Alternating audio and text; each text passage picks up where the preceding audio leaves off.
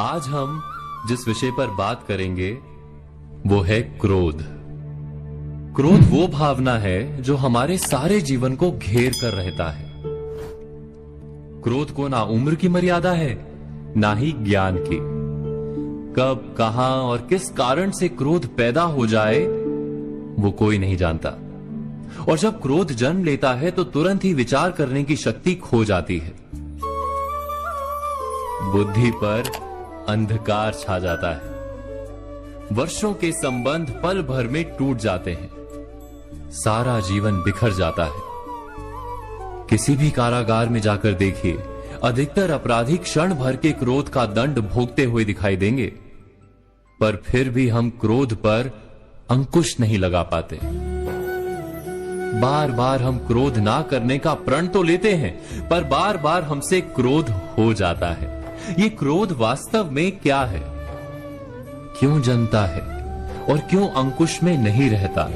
उदाहरण के लिए आप एक बालक को देखिए।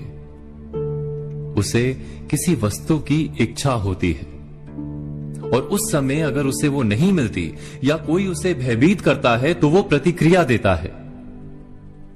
बालक की प्रतिक्रिया क्रोध है,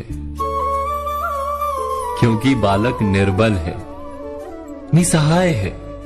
बालक अपनों से बड़ों को अपने वजूद का एहसास, अपने अस्तित्व की प्रतीति करवाने का प्रयास करता है क्रोध के माध्यम से।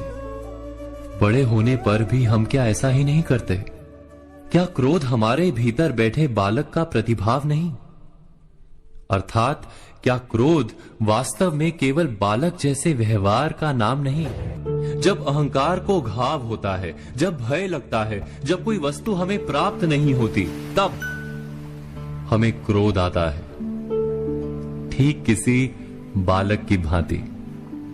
हम जानते हैं कि आईने के सामने खड़े होकर मुंह बनाने का खेल बालकों को शोभा देता है, बड़ों को शोभा नहीं देता। फिर भी हम बालक की भांति क्रोध करना बंद नहीं करते। हम अनुभव से जानते हैं, दूसरों को देखकर बता सकते हैं कि क्रोध से कभी कुछ प्राप्त नहीं होता।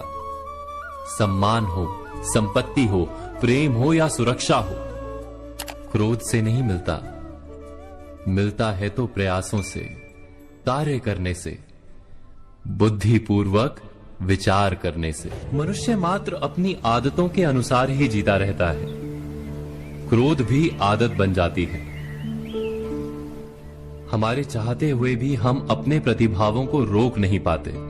हम स्वयं को बड़े या पुख्ता मानते हैं, पर थोड़ा सा कारण मिलते ही हमारे भीतर का बालक क्रोध कर बैठता है।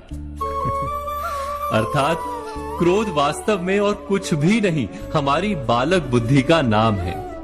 जैसे ही हम इतना स्मरण में रखें कि हम बालक नहीं, बालक जैसा व्यवहार हमें शोभा नहीं देता, वैसे ही क्रोध स्वयं ही बंद हो जाता है। क्या ये सत्य नहीं? इस पर विचार मनन अवश्य कीजिएगा।